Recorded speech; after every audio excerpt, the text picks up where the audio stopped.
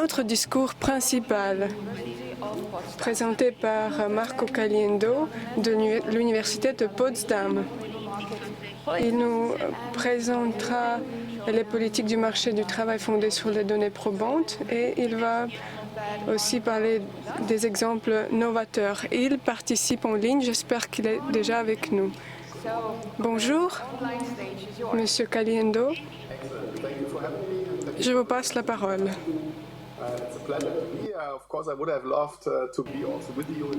Merci beaucoup.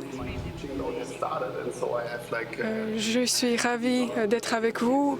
J'aurais préféré, bien sûr, être à Tallinn, mais j'ai beaucoup de travail scientifique. Mais d'après ce que j'ai entendu, vous avez eu une conférence très inspirante jusque-là. Moi, je suis Marco Caliendo.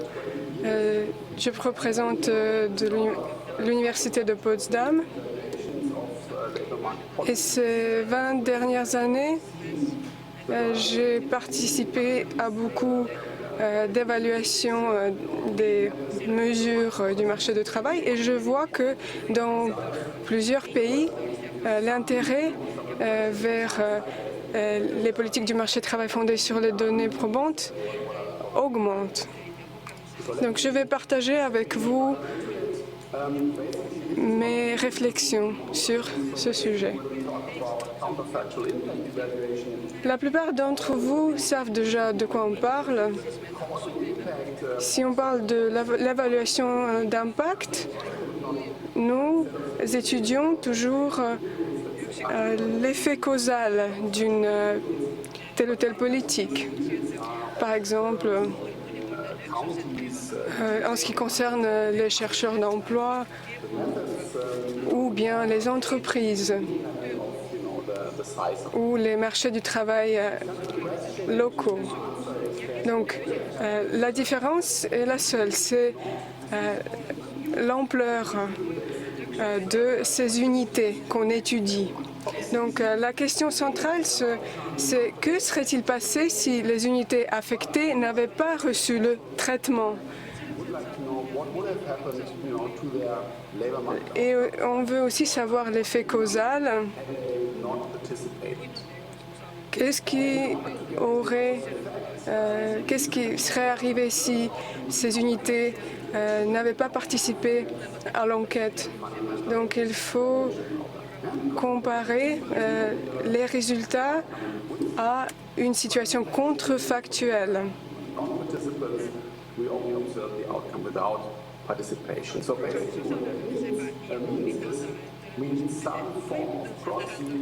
En principe, cela signifie que nous devons trouver le terrain commun et les façons les moyens de remplacer. Donc les participants et les non-participants peuvent différer. Donc il y a le groupe de traitement et le groupe de comparaison.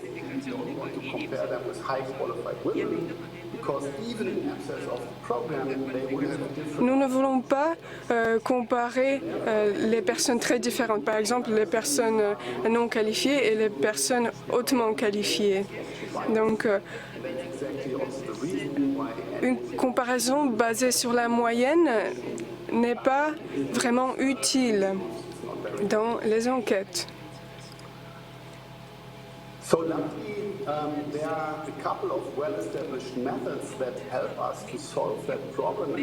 Heureusement, nous avons plusieurs méthodes bien établies qui nous permettent de régler ce problème, cet écart de sélection.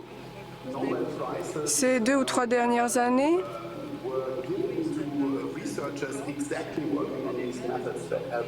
deux prix Nobel ont été attribués aux personnes qui ont étudié justement ce biais de sélection.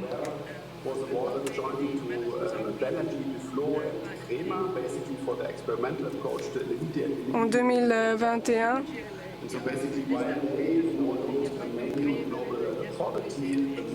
En 2019, le prix Nobel a été attribué à M. Banerjee, Mme Duflo et M. Kremer. Et en 2021, ce sont David Card, Joshua Angrist et Guido Imbens qui ont reçu ce prix pour leur travail empirique dans le secteur du marché du travail.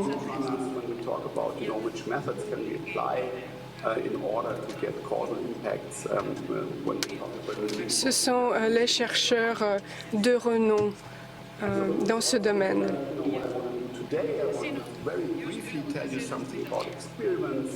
Donc ici, vous voyez l'aperçu de mon discours d'aujourd'hui. Je vais parler des méthodes d'évaluation et des exemples novateurs.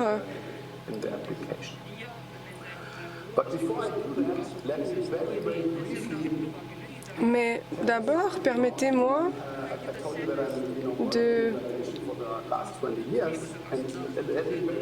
parler brièvement de mon travail d'évaluateur. Donc, du point de vue d'évaluateur, je peux vous dire que dans un monde idéal, on peut dire que l'évaluateur est déjà impliqué dans les premières étapes de la conception du programme. Et il a une influence sur les données qui sont collectées pour l'évaluation ultérieure.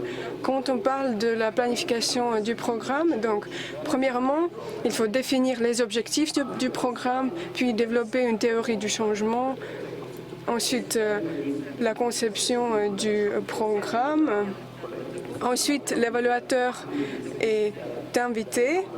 Et nous passons à la mise en œuvre et à la collecte des données de base, et puis la collecte des données sur les réseaux finaux et l'évaluation de l'impact contrefactuel.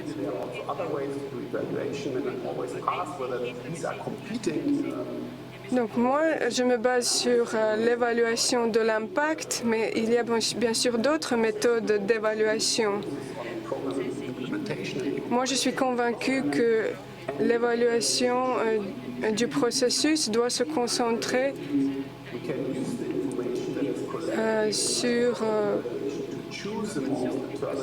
sur les données. Donc, il faut créer des règles d'évaluation alternatives. Et les données recueillies pendant ce processus nous aident à faire l'évaluation d'impact contrefactuel et le rendre plus efficace. Et ces évaluations nous aident à améliorer les programmes dans l'avenir. Ensuite, dans un monde idéal, il faut trouver des réponses à quelques questions en première étape du programme. Quels sont les effets escomptés du programme? Comment mesure-t-on le succès du programme? Il faut avoir une bonne théorie du changement. C'est la colonne vertébrale de notre activité.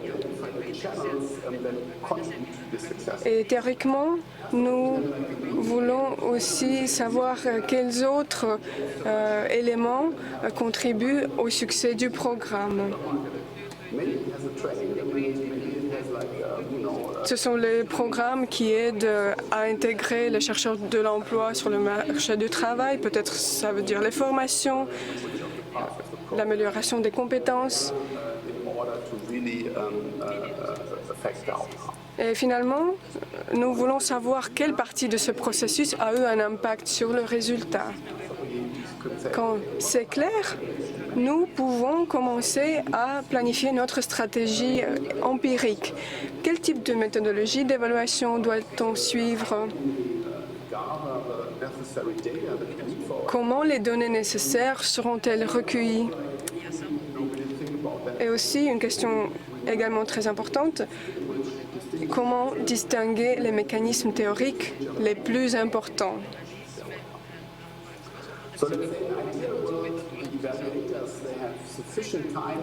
Donc, dans un monde idéal, les évaluateurs ont suffisamment de temps, de budget et de données de qualité à leur disposition. Mais, comme nous le savons, c'est un scénario du monde idéal, mais dans la plupart des cas, ce n'est pas atteignable. La réalité est un peu autre.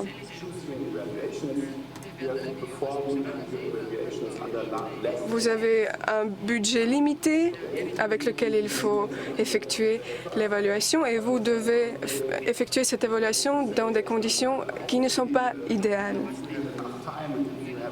J'espère que si nous avons assez de moyens budgétaires, nous devrions essayer d'atteindre cette situation idéale, mais ce n'est pas toujours facile. Maintenant, je voudrais vous parler des méthodes.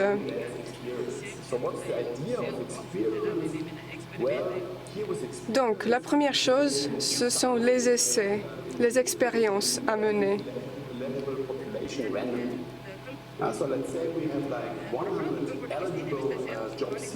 Donc, on sélectionne les personnes qui participent aux expériences. Par exemple, nous avons les chercheurs d'emploi. Nous avons un programme où on peut faire participer 50 personnes. Parmi ces personnes qui conviennent, selon les critères, nous choisissons de manière aléatoire les personnes à participer aux expériences. Puis nous avons le groupe de comparaison et nous comparons le groupe de traitement et le groupe de comparaison.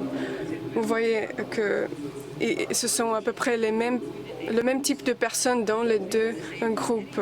S'il n'y a pas de différence entre les caractéristiques de ces personnes, les différences des résultats observés entre les deux groupes peuvent être attribuées uniquement au traitement, donc à la participation à l'expérience.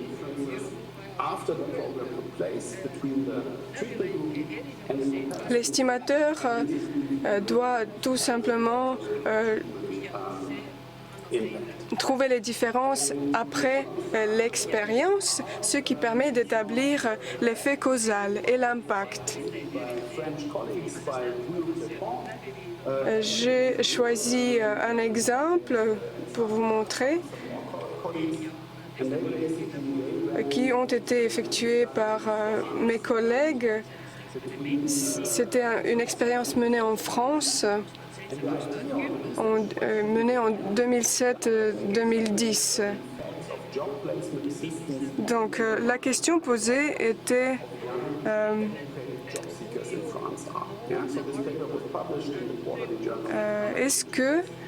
quels sont les effets des politiques du marché sur le... Est-ce que le placement des personnes a un effet sur le marché du travail? Donc ici, il y avait une coopération entre les chercheurs et les SPE dans le cadre de cette enquête. Et l'objectif était d'évaluer l'impact.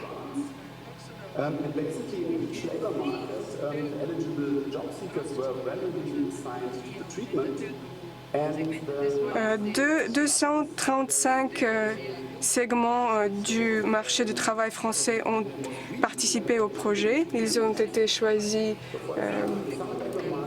pour faire partie du groupe de traitement. Il y avait des différences régionales.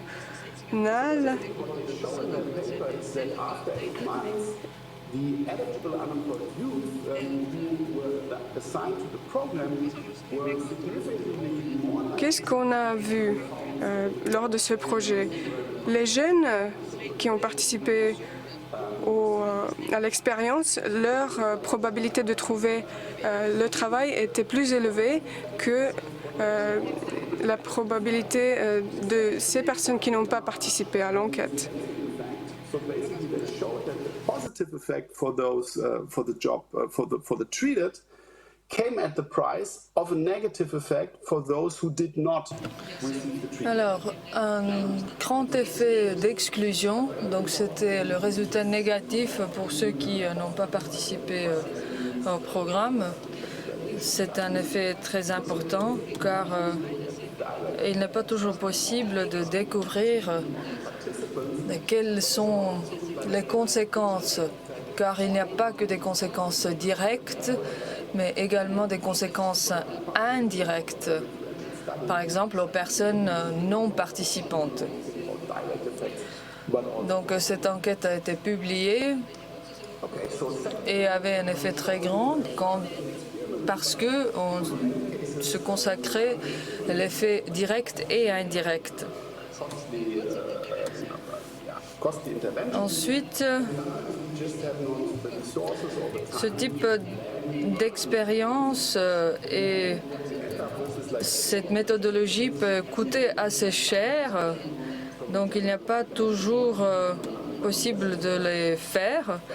Donc on utilise des données disponibles dans les registres nationaux ou bien dans les registres des SPE. Donc finalement la sélection peut souffrir d'une sorte de modification à cause de ça.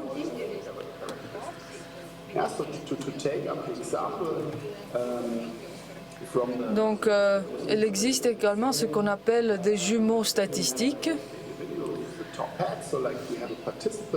qui ont plusieurs caractéristiques correspondantes.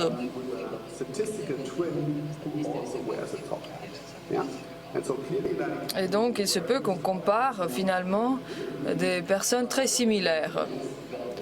Donc, une personne qui porte un chapeau, on le compare avec une autre personne qui également porte un chapeau. Donc, ce n'est pas à comprendre de façon mot à mot, mais c'est juste quelque chose à comprendre pour des programmes des SPE et pour des programmes statistiques. Il faut des données qui vont en profondeur et c'est vraiment un problème très complexe. Car plus vous avez besoin des données, plus vous devez vérifier des données sur l'origine de la personne, de son niveau d'éducation, de peut-être sur son ménage par exemple. Donc il devient de plus en plus improbable de trouver un vrai jumeau. Donc ici, on parle de la probabilité. Donc on prend toutes ces données et on les met sous un seul indicateur.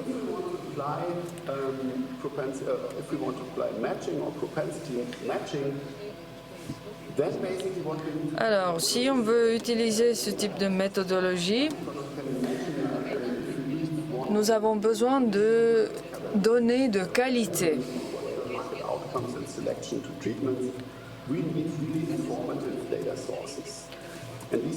Donc, pour être capable de penser aux caractéristiques les plus importantes, il faut énormément de données.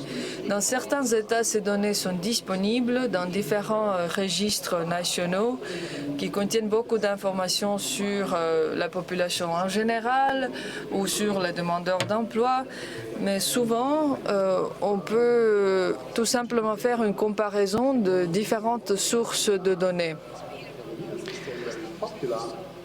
Il y a également des registres régionaux et pendant ces derniers 5 ans,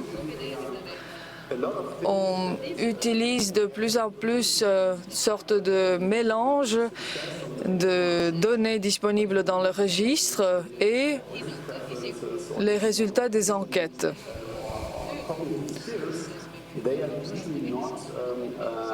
Donc, en évaluant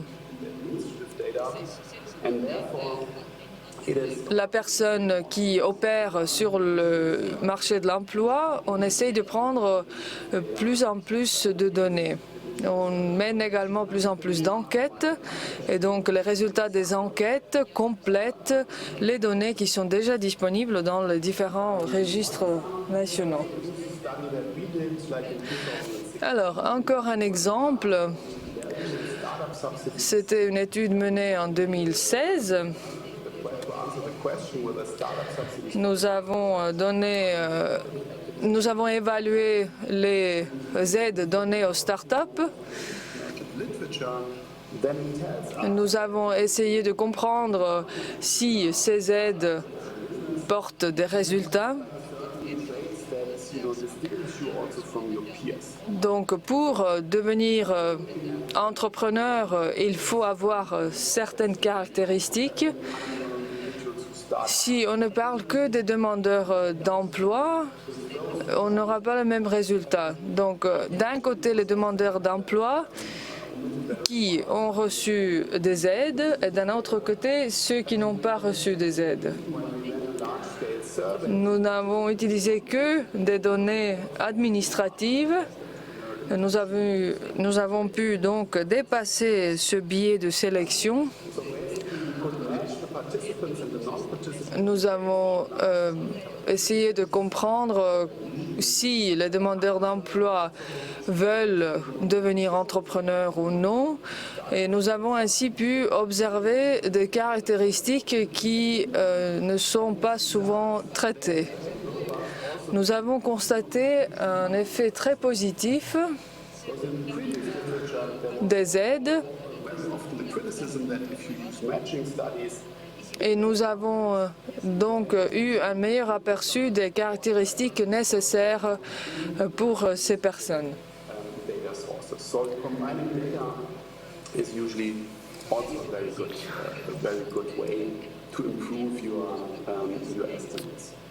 Il y avait également des personnes sur lesquelles on n'avait pas de données disponibles dans les différents registres. Alors, maintenant, une stratégie assez ancienne qui est utilisée déjà depuis la fin des années 90, c'est la méthodologie qu'on appelle DIF-DIF. Donc, on prend deux groupes de personnes, ceux qui participent au programme et ceux qui n'y participent pas. On se consacre aux deux points dans le temps, donc avant la mise en œuvre de programme et après. Donc on prend les données également dans ces deux points dans le temps. On évalue l'impact direct et indirect. On essaye d'observer également les facteurs temporels. C'est une approche finalement assez facile.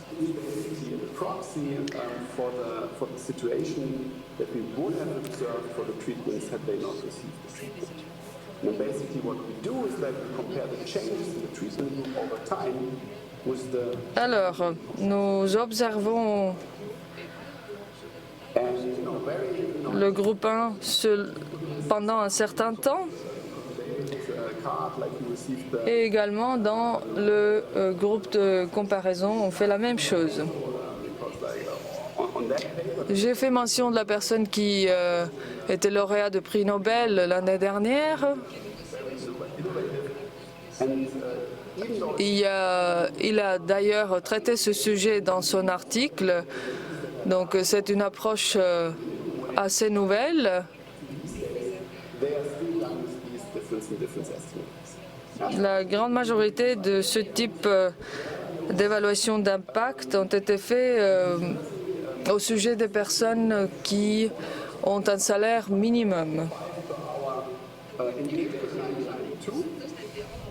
Donc par exemple, quand dans l'État de New Jersey, on a augmenté le salaire minimum horaire,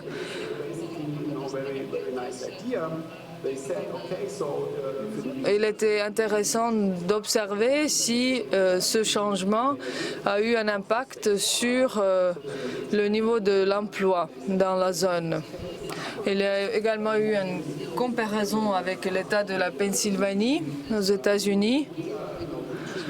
Il s'agissait de personnes qui travaillent dans la chaîne de fast-food. Donc c'est des régions frontalières, mais différentes. Donc dans une région, on a augmenté le salaire minimum, dans l'autre, non. Donc ici, vous voyez les résultats en 92. Vous voyez qu'il y a beaucoup de changements, beaucoup de fluctuations.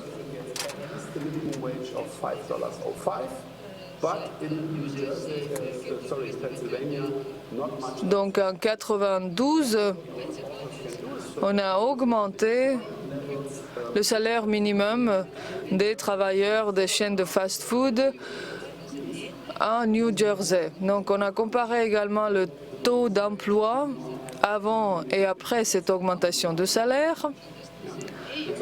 Et donc on a constaté que l'augmentation de salaire n'a pas eu d'impact négatif sur le niveau de l'emploi dans cette région. Donc c'est une méthodologie qui est toujours utilisée pour évaluer les faits.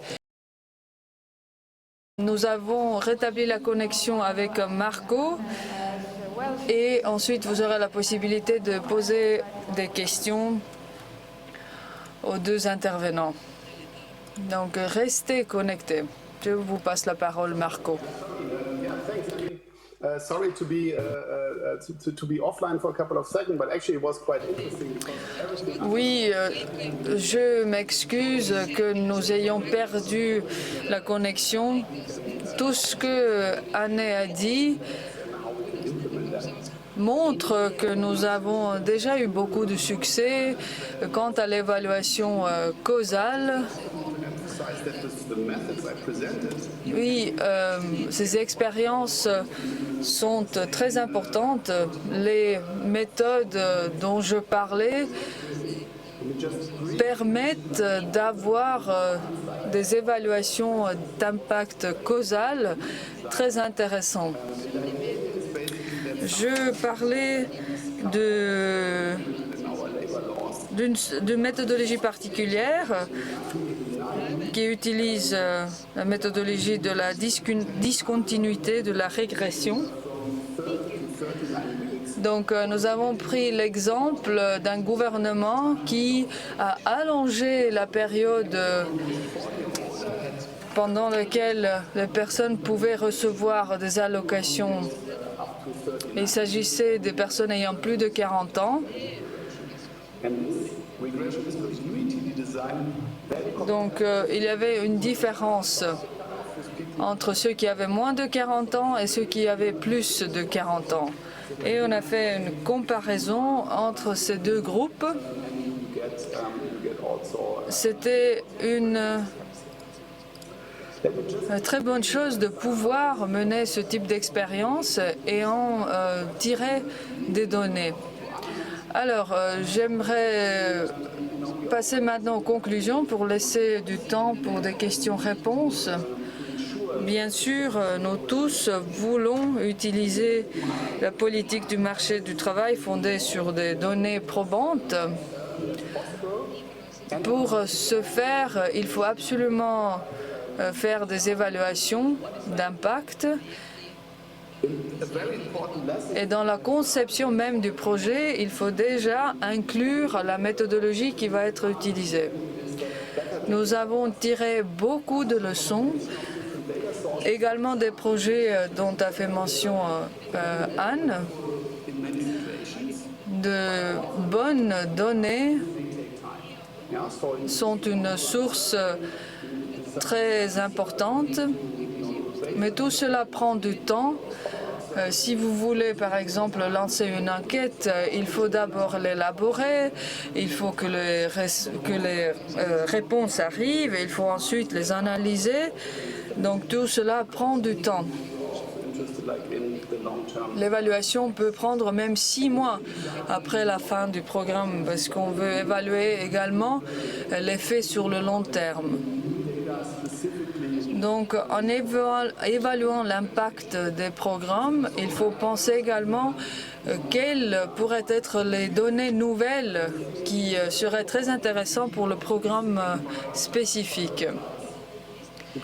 Il faut être opportuniste, il faut se fixer des priorités. Vous êtes capable de tout faire, mais vous ne pouvez pas tout faire d'un seul coup. Donc, si vous ne savez pas comment le programme fonctionne, obtenir même des connaissances minimales peut servir beaucoup pour établir des partenariats sur le long terme est important parce que sinon on n'arrive pas à obtenir grand-chose quant aux politiques actives du marché du travail. Donc, ce que je veux dire, c'est que l'évaluation d'impact prend du temps. Il faut commencer à y penser dès les premières étapes de mise en place d'un programme. Et dans ce cas-là, les chances d'avoir du succès augmentent grandement. Donc, si vous avez des questions, n'hésitez pas à prendre contact avec moi pendant la pause café ou pendant la pause déjeuner ou bien envoyez-moi des questions par mail. Et si une partie de ma présentation vous a particulièrement intéressé, prenez contact et posez des questions. Je vous remercie. Je demanderai à Anne de venir également ici sur scène. Il y a du temps pour quelques questions pour Marco ou pour Anne. Donc faites signe de la main, s'il vous plaît.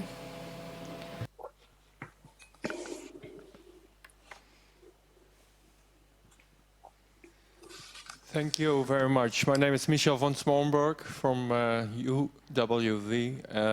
Je vous remercie.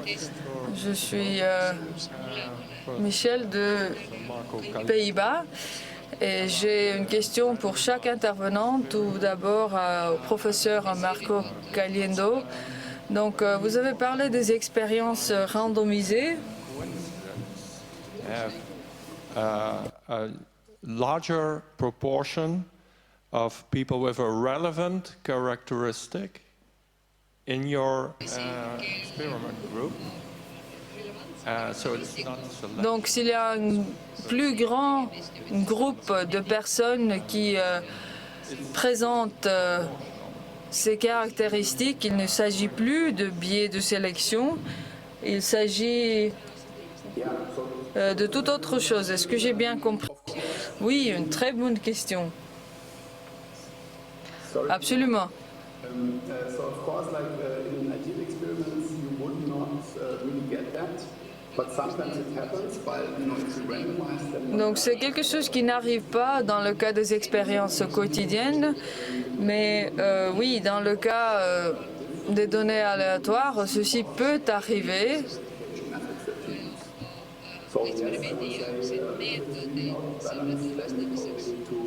Et donc, il faut choisir la méthodologie adéquate. Donc, si c'est important pour les résultats, il faut adapter les données. Et donc, si cela arrive au cours de l'expérience, vous pouvez appliquer la méthode de biais de sélection. Alors, une question pour Anne. La dernière diapo, j'ai eu du mal à le comprendre et j'ai une question. Alors, s'il y a des obstacles causés par manque de compétences, on fait une corrélation ici avec d'autres problèmes. Donc, est-ce qu'il est plus difficile de diagnostiquer une sorte de manque de compétences chez les demandeurs d'emploi? Alors, comme vous avez pu constater, 50% de personnes qui participaient aux politiques actives du marché du travail avaient certainement un obstacle de manque de compétences. Peut-être aussi d'autres obstacles, mais également un manque de compétences. Et ceux qui avaient des problèmes de santé avaient d'autres obstacles, donc avaient un manque de compétences, etc. Donc une situation assez similaire avec peu de différences. Donc on pense que ceux qui manquent de compétences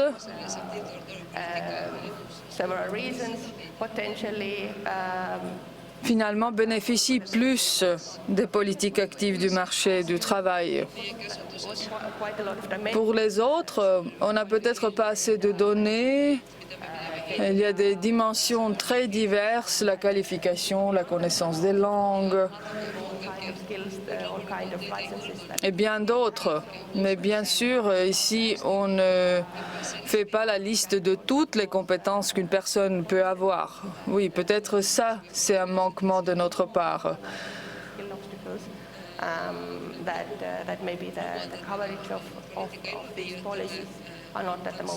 Les conseils qui sont donnés aux personnes qui mettent en place les politiques ne sont peut-être pas assez pertinents. Donc, en tout cas, c'est ce qu'on a tiré de cette présentation. Alors, je voudrais d'abord faire une petite réflexion au professeur Marco. Vous m'avez rappelé un peu Elton Mayo dans les études sur le General Electric, sur la partie expérimentale, groupe témoin et groupe expérimental. C'est un peu la même méthodologie depuis les années 20. Et puis, je voulais aussi vous poser la question par rapport au profilage statistique. Alors, est-ce que le profilage statistique pourrait être un outil dans la mesure d'impact par rapport à l'éloignement d'un chercheur d'emploi sur le marché à l'emploi? Est-ce que ça pourrait être un outil d'évaluation d'impact sur l'insertion professionnelle des chercheurs d'emploi?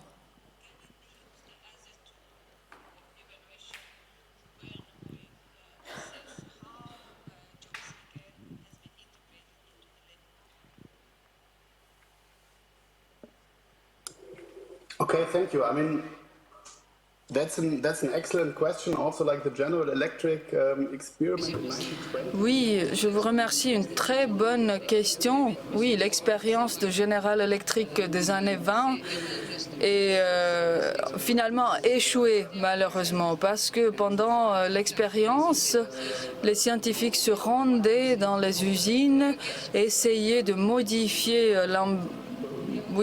l'environnement de travail, essayer d'observer si cela avait un impact sur le travail des employés. Mais finalement, le comportement des employés était très différent, peu importe ce que faisaient les chercheurs. Donc, c'était une expérience qu'on considérait échouée, parce que les chercheurs voulaient modifier volontairement le comportement des employés. Donc c'est quelque chose qu'on essaye d'éviter.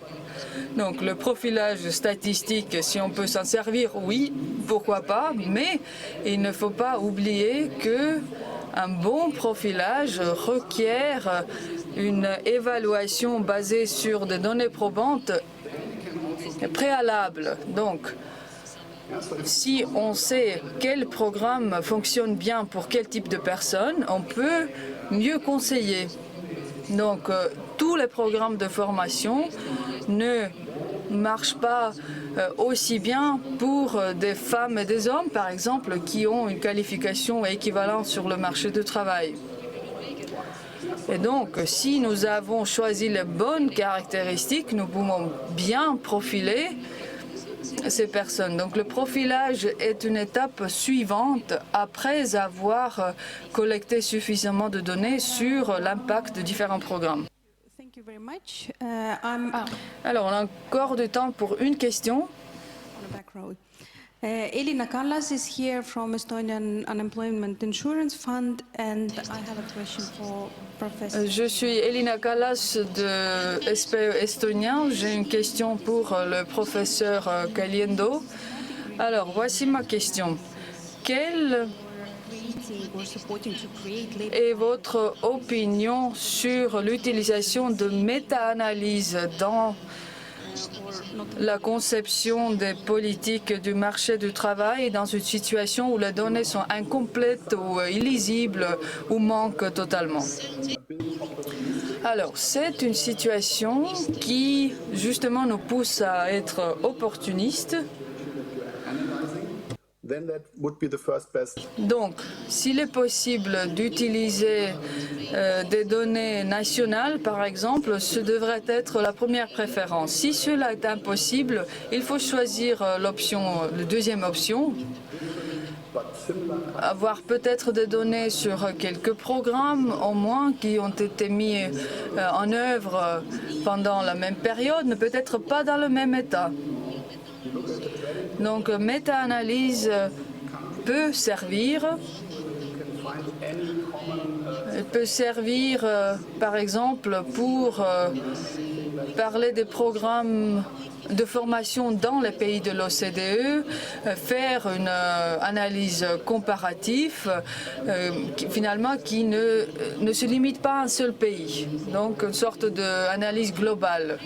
Mais si vous voulez lancer un nouveau programme dans un pays spécifique et vous n'avez pas de l'évaluation impact dans ce même cadre institutif, il est très difficile de dire de façon quantitative que ce programme a fait augmenter l'emploi de par tel ou tel pourcentage ou bien a augmenté le salaire de tel ou tel pourcentage. Donc impossible de dire en se basant sur méta-analyse. Alors, nous sommes arrivés à l'heure de faire une petite pause de café. Ensuite, on continue avec les sessions parallèles. Nous nous retrouvons ici dans cette grande salle à 12h30 pour faire un résumé des sessions parallèles. Je vous remercie.